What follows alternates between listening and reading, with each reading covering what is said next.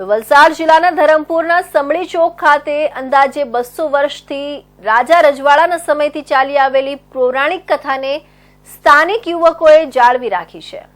એક સમયના રામનગર એવા વલસાડ જિલ્લાના ધરમપુરમાં રાજાશાહી સમયની હોળી ઉજવણીની પરંપરા આજે પણ સમળી ચોકના યુવાનોએ જીવંત રાખી છે। ધરમપુર નગરના સમળી ચોકમાં દક્ષિણ ગુજરાતની સૌથી મોટી પ્રગટ થયેલી હોળી હોવાની મનાતી હોય છે। હોળી પર્વના અવસરે અહીં આશરે 30 ફૂટથી ઊંચી હોળી બનાવવામાં આવી હતી।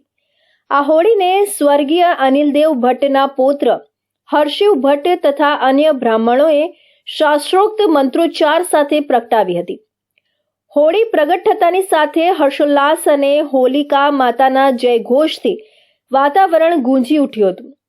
ઉપસ્થિત તમામ મહિલા પુરુષ અને યુવાઓ બાળકોએ હોળીની પૂજા કરી ભૂદેવોના આશીર્વાદ લીધા હતા।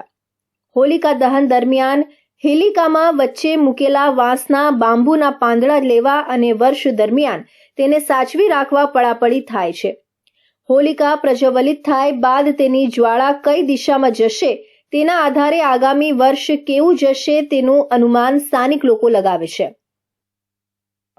રાજા રજવાડાના સમયથી આવેલી પ્રણાલિકાને સમળી ચોક યુવક મંડળના યુવા વર્ગે ખૂબ જ આસ્થાથી અને ખૂબ જ ખંતથી આ હોલિકા દહનના કાર્યક્રમને આસ્થાથી જાળવી રાખ્યો છે અને એ પ્રણાલિકાને વર્ષો સુધી તેઓ ખૂબ જ નિષ્ઠાથી અનુસરીને આગળ પણ આ કાર્યક્રમને વધાવશે અને જે કંઈ પણ મહત્ત્વ છે જે આ સ્તંભનું જે મહત્ત્વ છે એ સ્તંભના માટે ધરમપુર નગરના વ્યાપારી મિત્રો જ્યારે સ્તંભને પૂર્વ દિશામાં નીચે પાડવામાં આવે છે ત્યારે એ સ્તંભના પાંદડાઓ કે એની કાઠીઓને લઈ જઈને પોતાના વેપાર રોજગારના ગલ્લાઓમાં એને સ્થાપિત કરી પોતે વેપાર રોજગાર વધતો ભૂતકાળથી લઈને વર્તમાન સુધી એનો વૃદ્ધિનો વ્યાપ વધતો આ સ્તંભના પ્રતીક સ્વરૂપે ખૂબ જ મહત્વ એનું ગણાવે છે।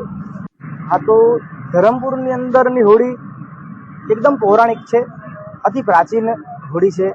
રજવાડાની સ્થાપના થઈ 1262માં, ત્યારથી એમ જોવા જાય તો અવિરત પ્રથા આ ચાલુ જ રહે છે। ધરમપુરની અંદર સૂર્યાસ્તના સમયે સારા મુહૂર્તની અંદર હોળીનું પ્રાગટ્ય થાય છે। હોળી પ્રાગટ્ય સૌ પ્રથમ ધરમપુરની અંદર અમારું સમળી ચોક અતિ પ્રખ્યાત હોળી અમારી રજવાડી હોળી જેને કહેવાય તેનું પહેલે પ્રાગટ્ય થાય। ત્યારબાદ ધરમપુરના દરેક 3 રસ્તા ઉપર હોળી પ્રાગટ્ય થાય છે તો બધા એ પોતાના વાસણની અંદર પોતાના પાત્રની અંદર છાણા ઇત્યાદિ બધું લઈ આવે છે અને એના અંગારા લઈ જાય અને પછી જ એ ત્યાં હોળીનું પ્રાગટ્ય કરે છે। રાજાશાહી સમયથી ચાલી આવતી રહેલી પરંપરા મુજબ અહીં હોળી પ્રગટાવ્યા બાદ નગરની અન્ય હોળી પ્રગટાવવામાં આવતી હોય છે। હોળી દહનનું સફળતાપૂર્વક સંચાલન સમળી ચોકના યુવાઓએ કર્યું હતું।